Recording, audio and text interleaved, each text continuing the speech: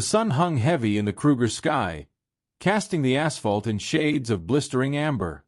Visitors usually came here hoping to witness the raw brutality of the chase, a demonstration of nature's unforgiving power. But on this day, no predator lunged, no prey fled in panic. Instead, everyone watching froze in awe as they saw Tano, a baby elephant weighing barely 300 kilograms, standing alone on the scorching road. His herd had vanished into the dust of a recent stampede, leaving him isolated and vulnerable. Behind him emerged Sira, a lioness in her prime, moving with the lethal grace of a predator designed to claim life. By every natural law, this encounter should have ended in tragedy. But when one looked into Sira's eyes, there was no hunger, no thrill of the hunt, only a deep, almost sorrowful recognition. She was not following instinct for a meal. She was tracking a heartbeat, a living echo of loss and memory that bent the harsh rules of the wild into something unexplainable.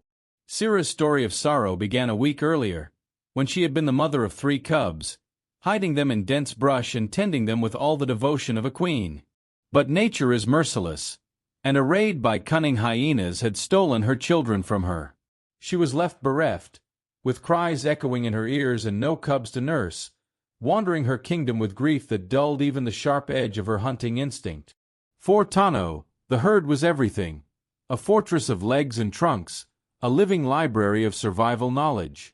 Without them, he was small, alone, and exposed. Every step across the burning asphalt felt heavier than the last, his tiny trunk reaching for familiar scents that were no longer near. The tension thickened as Sira approached, each step measured, silent. Tourists held their breath, expecting the fatal strike, but the lioness stopped. She sniffed the air carrying the scent of innocence, of milk and fear, and it mirrored the scent of her lost cubs. Tano, sensing her presence but too exhausted to run, let out a low, instinctive cry for help. In response, Sira huffed softly, a sound lion mothers use to call their own cubs. A silent, wordless pact was formed on that sun-baked road. Sira was no longer stalking, she was protecting. The baby elephant had become hers to guard. As the sun dipped below the horizon, the savanna darkened, and predators of the night began to stir. A pack of 16 hyenas spotted the unusual pair, calculating their opportunity. The laughter and cackles of the hyenas pierced the night, designed to intimidate, but Sira's transformation was instant. She roared, not for herself, but for Tano. It was a sound that shook the road, a warning as old as the wild itself. Do not touch him. She lunged, claws swinging, teeth flashing, defending the elephant with a ferocity born of maternal instinct. Despite scratches and bites, she did not retreat. Tano pressed close, using Sira's warmth for comfort, understanding in some mysterious way that his life now depended on this once enemy. 4 hours, they moved as one, a gray heart protected by a golden shield. Eventually, the hyenas retreated, their frustration echoing into the night, leaving silence and a quiet peace in their wake. Tano gently rested his trunk on Sira's back, a gesture of trust and gratitude. As dawn broke, the terrain shifted to a lush riverbed, home to vast elephant herds. Here, lions were mortal enemies, yet Sira continued her escort. Tano's ears caught the scent of his family, and he quickened his pace, tail wagging with newfound hope.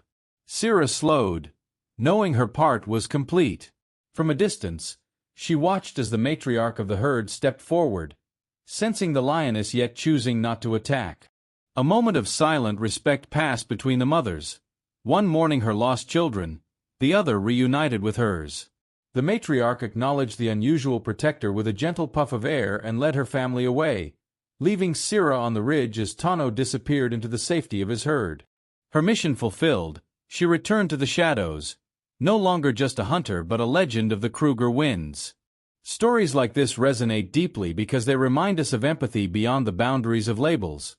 Predator and prey, stranger and friend. Sira did not see an elephant.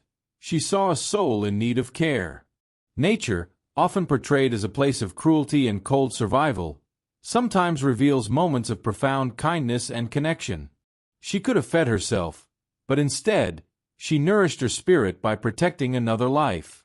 As Sira fades into the tall grass and Tano grows under the watchful eyes of his family, we are reminded of the power of compassion and the lessons the wild can teach. If this story touched you, please like, share, and subscribe to help spread tales of hope and kindness. And remember, whether human or animal, true care and selflessness can shape the world around us.